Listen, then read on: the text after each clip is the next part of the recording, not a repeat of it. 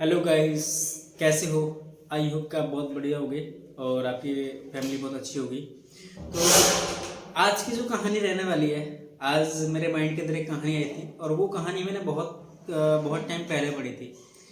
वो कहानी कुछ इस तरीके से कि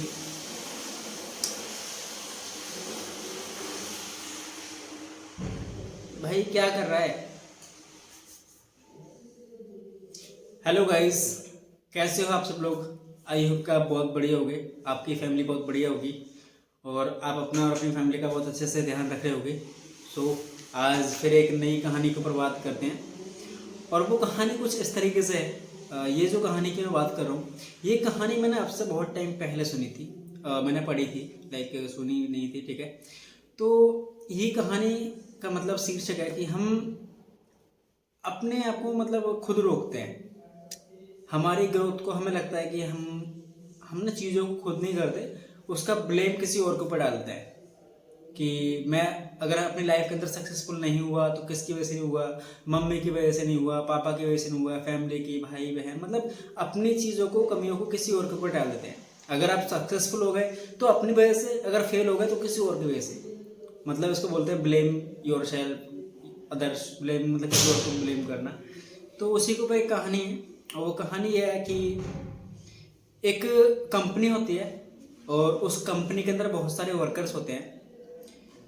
तो उस कंपनी की जो सेल्स है वो एक टाइम पे काफ़ी अच्छी होती है, बहुत अच्छी, मतलब कंपनी नाम करती है, अच्छा काम करती है, अच्छा पैसा कमाती है, अच्छी मतलब ग्रो करती है।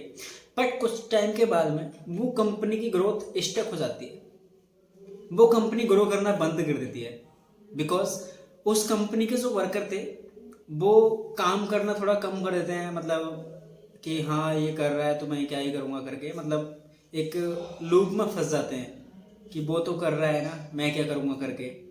तो इस तरीके से वो उस कंपनी की ग्रोथ रुक जाती है। तो उस कंपनी का जो ऑनर होता है वो वहाँ पर आता है और आने के बाद में कुछ, मतलब वो किसी को कुछ नहीं बोलता, बस करता क्या है, वो फैक्ट्री का गेट बंद करता है बाहर से और सारे वर्कर को बाहर खड़े, जो जिस उस कंपनी के जितने भी वर्कर थे सबको बाहर रोकता है और खुद भी बाहर खड़े होता है। और सब लोग बहुत ज़्यादा एक्साइटेड थे कि मतलब हाँ, हमारे जो ओनर आए हैं कुछ हमें बताएंगे और कुछ समझाएंगे जिससे हमारी कंपनी ग्रो करेगी।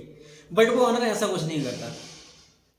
वो सिर्फ इतना करता है कि वो उनको बताता है कि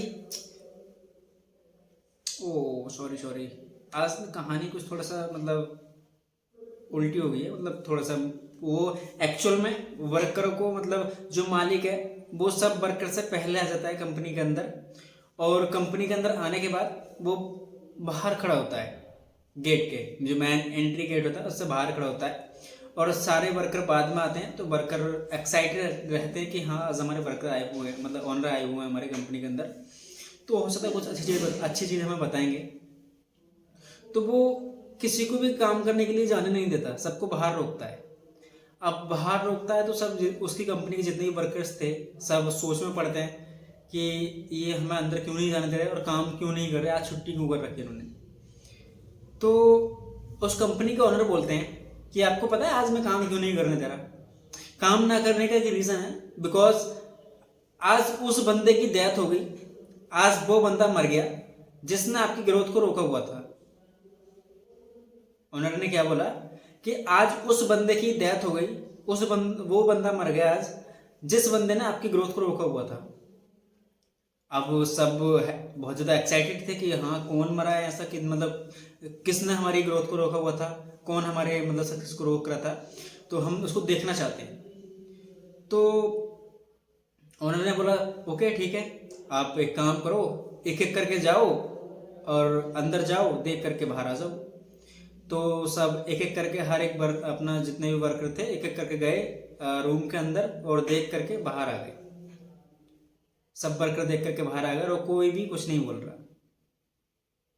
अब उस जो अंदर ताबूत थी जिसमें मुर्दे को रखते हैं, उसके अंदर कंपनी के मालिक ने एक शीशा लगाया हुआ था। क्या लगाया हुआ था? शीशा।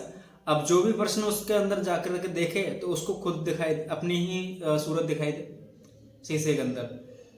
जिससे वो समझ गया कि हाँ मेरी जो सक्सेस रोक रखी है वो मैं खुद हूँ। ठीक है, तो इस कहानी से मतलब सबको यही सीख मिलती है कि हमारी जो सक्सेस है वो किसी और ने नहीं रोकी है, कोई और डिसाइड नहीं करता है। वो सक्सेस हमारी हमने खुद ने रोक रखी है।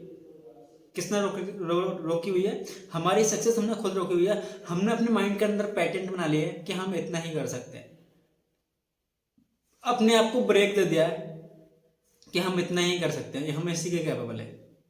ठीक है ना, तो ऐसा कुछ नहीं है। अपनी लिमिटेशंस को क्रॉस करो, अपने माइंड सेट को अपना बड़ा करो, क्योंकि जितना आप बड़ा सोच सकते हो उतना बड़ा आप कर भी सकते हो।